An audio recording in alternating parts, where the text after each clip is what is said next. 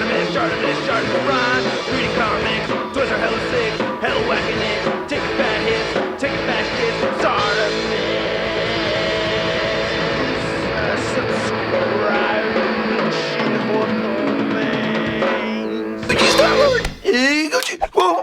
Please don't shoot me. Hey, what's up you guys? ShartimusPrime here, doing another DC Comics action figure review on Mattel's DC Comics The Dark Knight Returns Multiverse Armored Batman. If you're trying to pick this up, you can get it. Big. Get your big badass toys at BigBadToyStore.com.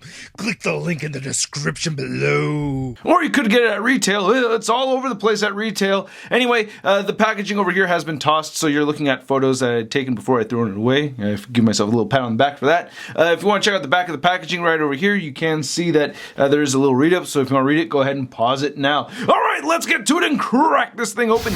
And here's our comic armored Batman out of the packaging. And not a bad figure, kind of a goofy looking figure. I mean, it does resemble Frank Miller's artwork, so I gotta give it that. It does look cool to me in that respect, but comparing it to some other action figures I have in my collection, it is a little bulky and goofy looking, but I was expecting that. I'm not disappointed in that. It's just kind of, he stands out, man. It's a little cartoonier looking than some of my other figures, but I do like this piece. The articulation is a bit hindered, but for a Mattel figure, it's not really the worst, but there are some things I really like about this piece. Let's take a closer look at his accessories, and then we'll take a closer look at the Batman. So we get two collect and connect pieces. You get this Doomsday head right over here, looking pretty sweet, and then you get the Doomsday crotch, okay, and the Doomsday butt. I did try to put this on my other Doomsday figure, and it will not fit. I don't understand why this wouldn't work, but they're not the same size apparently. Like the collect and connect Doomsday is going to be much smaller, so yeah, a little frustrated with that.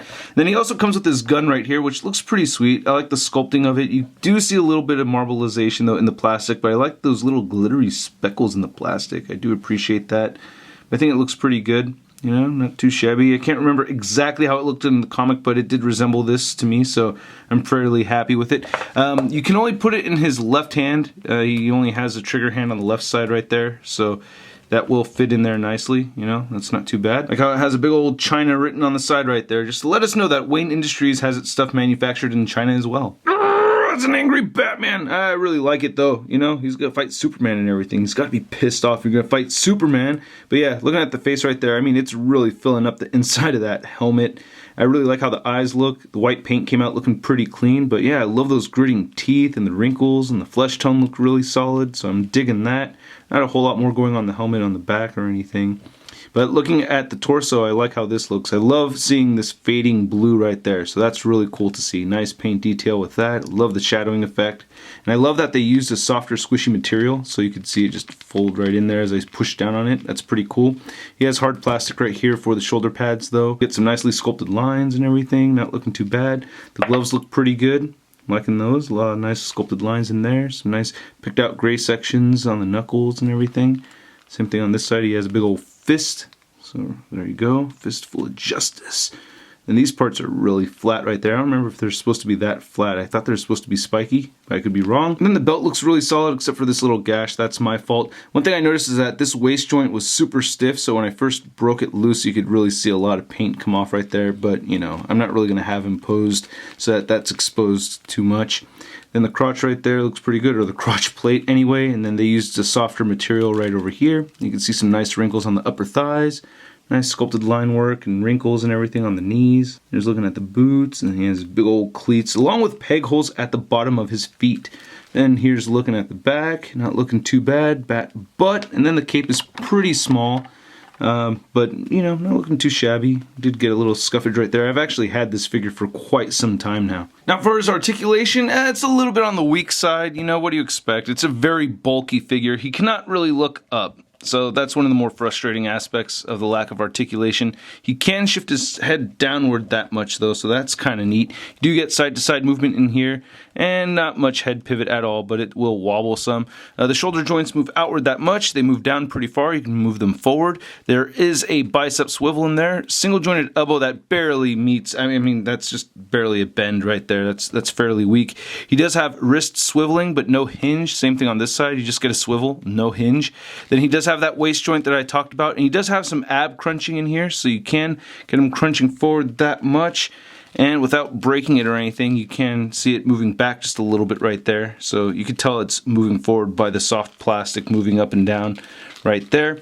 He does have hip joints that move outward pretty far, and he can kick forward just that much. It wants to drop down, and it will move back some. You have an upper thigh cut, single jointed knee, boot rotation, then the ankle moves down just slightly and up slightly, and no ankle pivot. Now measuring out this armored Batman, you can see that he's standing just a little over 7 inches tall. And then to compare this Batman to a couple other Dark Knight Returns Mattel figures, we have Superman, thank you Alfonso, and then we have the other Dark Knight Returns Batman right over there. And I passed on the blue one. I wanted to have something different because I have the Mezco one too. But yeah, I think the height difference between these is pretty solid. I always like seeing the armored Batman taller than a regular Batman. And then to compare this comic armored Batman to a couple other 6-inch movie version armored Batmans, we have the Mattel version, we have the Mafex, and then we have the Mezco. Then here's the armored Batman next to the Marvel Legends Big Time No Letdown Spider-Man. See, you want to have ankle pivots so you can do things like this.